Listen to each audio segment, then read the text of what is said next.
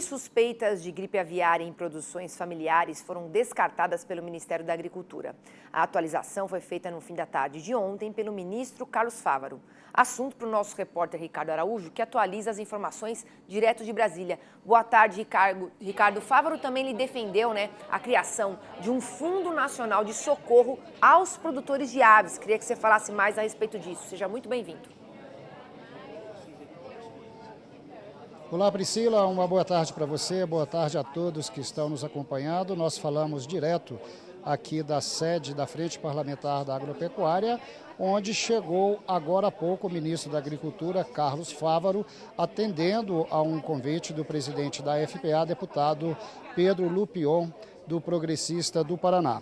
Pois bem, o Brasil investiga nesse momento 2 granjas comerciais sob suspeita da gripe aviária, Um no estado de Santa Catarina e o outro em Tocantins. As demais suspeitas, fora o município de Montenegro, onde tem apenas instalações de incubatórios, segundo o mapa, ocorreram em criação doméstica e já tiveram os laudos de laboratório já realizados, cujos resultados foram negativos.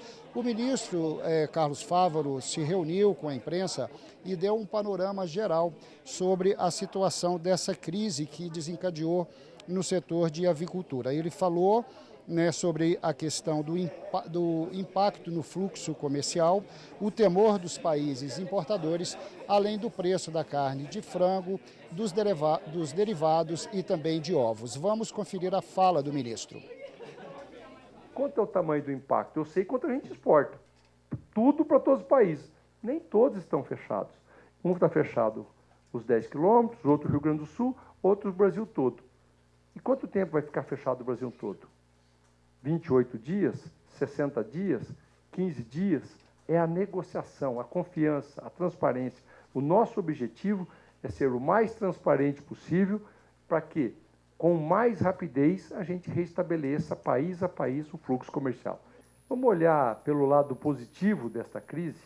Se a gente conseguir mostrar a força do sistema brasileiro, que não saia da região onde foi gerado o primeiro foco, é um ativo que a gente vai ter para propor aos países que ainda não regionalizaram, que ao detectar numa região a gente consegue conter, é um ativo de convencimento para que ele possa regionalizar. Por que ele fecha tudo? É o temor de que vai se esparramar pelo Brasil todo. Não se deve, em hipótese alguma, comemorar a crise. A gente vai falar, e com isso vai ter oferta mais aqui dentro, vai baixar o preço da carne.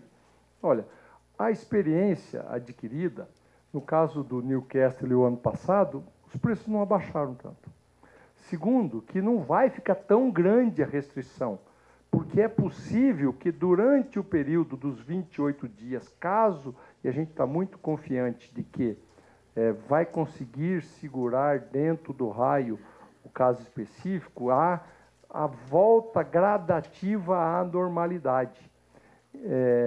No caso, e também tem outro fator que fala que eu imagino a estabilidade de preço, é que 70% da produção já fica no mercado interno.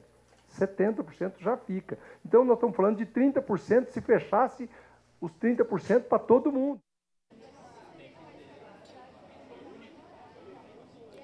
Lembrando, Priscila, que o ministro Carlos Fávaro, ele defende a criação de um fundo nacional para ajudar os donos das granjas comerciais em situações como essa. E hoje existem algum tipo de apoio por parte dos estados e também associações. E lembrando que o ministro, ele descartou a criação, a solicitação de um orçamento extra para ajudar os donos dessas granjas. Vamos conferir mais uma vez a fala do ministro. Defendo que o Congresso Nacional aprove esse fundo e eu defendo, inclusive, a sanção presidencial para que seja instituído o Fundo Nacional. Alguns estados têm, vão estar amparados pelo Fundo Estadual. E onde não tem nem o estadual e o federal, que não existe, existem estados que associações, e aí o Marcelo pode dar mais detalhes, estados que têm um fundo privado para indenizar os produtores. mais este caso desta emergência, então são outras na área vegetal e essa na área animal. Talvez com as 4 emergências, isso principalmente as do norte do país, que é mais caro o deslocamento de pessoal, diária de pessoal. Então, talvez a gente possa pensar em englobar todas elas em uma e fazer um reforço orçamentário que não deve ser muito grande. Só para o caso, até este momento, no caso de gripe aviária, nós não vamos, a gente vai administrar com o orçamento interno que temos hoje.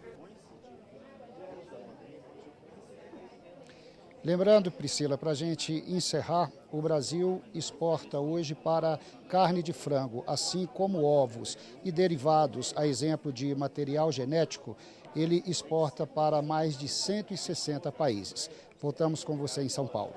Tá certo, obrigada, viu, Ricardo, aí pelas atualizações.